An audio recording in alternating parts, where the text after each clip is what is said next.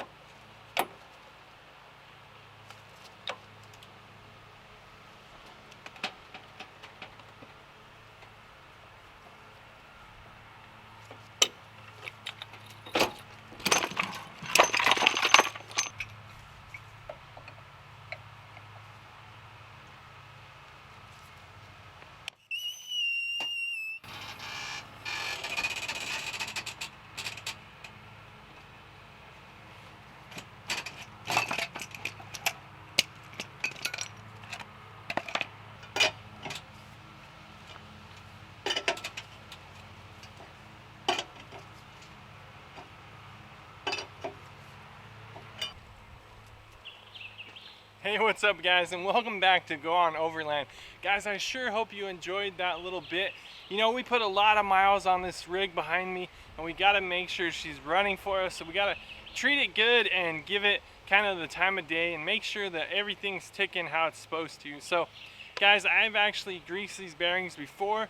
When I got these axles and put them on myself, I went ahead and repacked the bearings, and so I've been in there about 9-10 months ago, and it wasn't really showing any signs.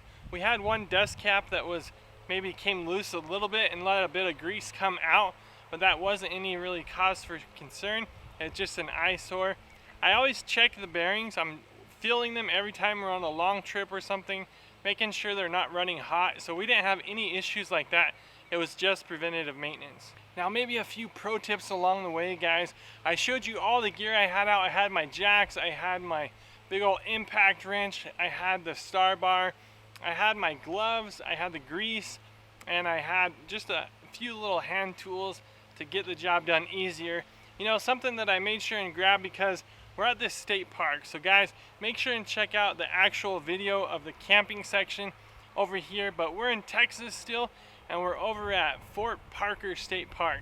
Now guys, I'm a little ways out of town, so I just don't want to have to go to town if I don't need to, unless I had to get a bearings. So guys, we came here so that I could unhook if I had to. We're here for a couple days and I could go to town and get the bearings. But I went ahead and grabbed a set of cotter pins just because those little things, you know, they're so flimsy sometimes, or if you've used it a couple different times, it'll bust off, and I just wanted to make sure that I didn't have to run to town for a 20-cent cotter pin. So I have a set now. I got through it without any dramas there, but I think that's just something to have on hand. You know, you can't go wrong with having a few little things like that, because it's not just for this one purpose. You use cotter pins on other sections of the rig and stuff like that, so I definitely won't regret that. You know, I made sure and had lots of shop towels, and I used rubber gloves. My hands are nice and clean. Guys, I think I'm over, you know, getting really greasy and dirty if I don't have to. Again, we're plugged in, we have some water, but I really don't want to be getting all kinds of greasy in the camper. It's just not an area I want to get into. So I had the rubber gloves, you know, I had a bunch of shop towels, I got some new grease. You know, these are not expensive things. I guess after everything it adds up a bit, but it's really cheap preventative maintenance. You know, the last thing you want to be is on the side of the road out there in the middle of Arizona or Utah. You know, even some of the places out here in Texas, maybe you're in the middle of a Dallas or some busy city too. It would be an absolute terrible place to be having a bearing go out, and you know, you're sitting there stranded on the side of the road. So this is just some of that maintenance, guys. I don't show you everything we do on this rig because we're constantly doing maintenance, whether it's on the truck or the camper. You know, things go out, and it's just a lifestyle that you got to be willing to have if you're going to be living on the road. But this is something, it's been on my mind since Georgia. I wanted to do it before we left Georgia. It just didn't happen, but I'm so happy that we're here hanging out. I got some cloud coverage half the time. Beautiful, serene campsite. We're just having a blast. Again, don't miss the actual camping video here, but guys, if you have any questions about this, make sure and drop me in the comments below. I'd love to answer anything, maybe walk through a couple things just to give you that little confidence that this is something you can definitely do at home in your garage, or even on the side of the road if you had to. You know, that's not a place that I want to be doing it, but it's actually simple enough there that you can get in there and get it done pretty much wherever you're at. So hopefully that'll give you a bit of confidence. Sometimes the RV guys are backed up. You don't want your rig sitting over at the RV dealership for a week or more just waiting on that to get fixed. So I think it's something that the average guy ought to be able to do, and something that might be fun for you to tackle yourself. I think you saw why I have two jacks. Now, I was able to do two wheels at once, and that was nice for me because you're in there, you're getting greasy, and there's some things it would just be good to do like while your hands are greasy, certain stages of the project. So I do one side at a time. I'm gonna save you guys from seeing this side. It's the exact same. If I showed you one wheel, it'd be the same as all four. Guys, I wanted to look at my brakes a little bit while I was in there, so I was happy to do that as well. Just an awesome little project, just a couple hours, especially if you're not filming. Now guys, we're gonna get to it. I'm gonna hammer out this other side, and then I think we're gonna get cooking and stuff like that. Some of that will come out in the other video. But guys, I'd love to hear from you in the comments below. Let me know what you think about this content. We got a bunch of stuff coming forward.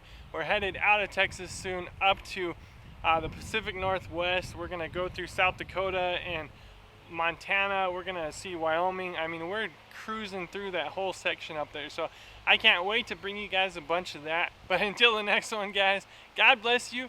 Get up and go on.